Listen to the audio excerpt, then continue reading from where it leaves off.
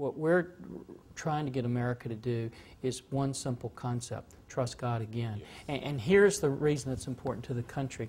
There is a number of books out now. One of them is called The God Delusion. And if you look at that book, there are two key phrases in there. It basically kind of shows where their end game is of what they want to do with the anti-faith movement. One of them says basically that it's child abuse to teach a child that there's this supernatural being called God. But the second part in there says this. It says essentially that it's okay to allow the people to continue the historiography of religion. In other words, you can have the rituals, funerals and weddings they talk about. But you can do all that. They can celebrate all their holidays.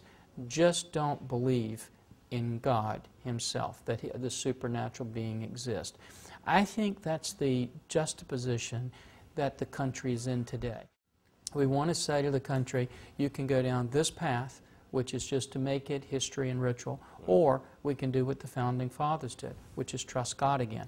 That doesn't mean I tell you to be a Baptist or a Methodist or a Catholic or Protestant. It just said as a nation, we're going to trust God again. That's a huge approach for our country to do. We have to be honest with ourselves and look in the mirror and say this. You know, it really took one person to take prayer to the schools. One person can get it back. The other thing that's important for us to look at as we're focusing on this is I've met people across the country who will spend a lot of money, a lot of energy trying to fight to get prayer back in the schools, but they don't have prayer in their own homes. And so what we have to do is say to a nation, you know, this is what you started out with, we have some individual responsibility and accountability, you know, and we have to start coming back together and doing that. And I'll just kind of wrap up with there's a lot of times we love to quote winners in the scriptures, and you know, one of the guys we love to always quote or his story is Gideon. You know, and we say, look out, what a wonderful job Gideon did.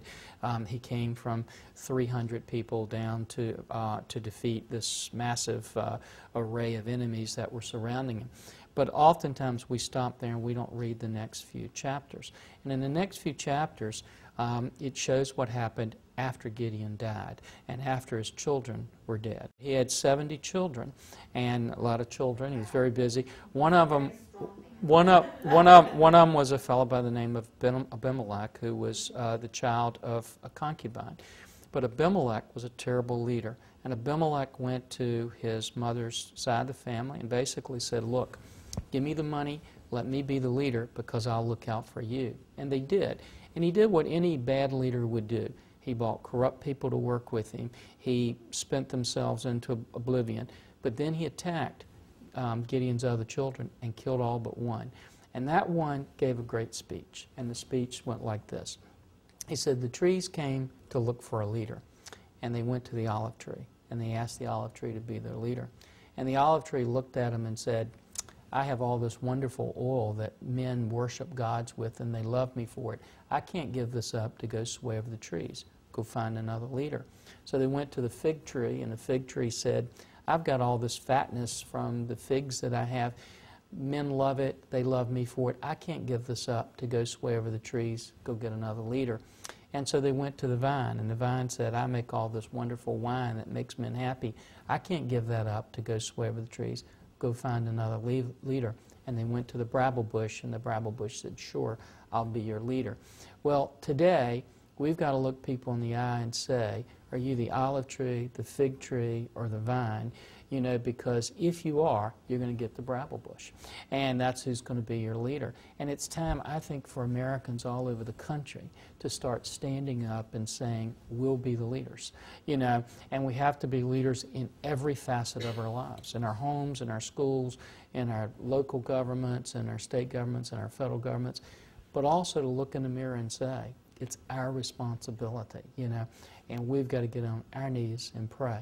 And I think if we do it, we can restore America. I think if we don't do it, you know, then I think our fate is not very good. One of the things that anybody can do is they can go on the Congressional Prayer Caucus Foundation, and they can pull all these videos off of there. or they can go to the Congressional Prayer Caucus, and they would go on, basically look up randyforbes.com and then hit Prayer Caucus, and they go right to the Prayer Caucus. So two different entities, two different websites.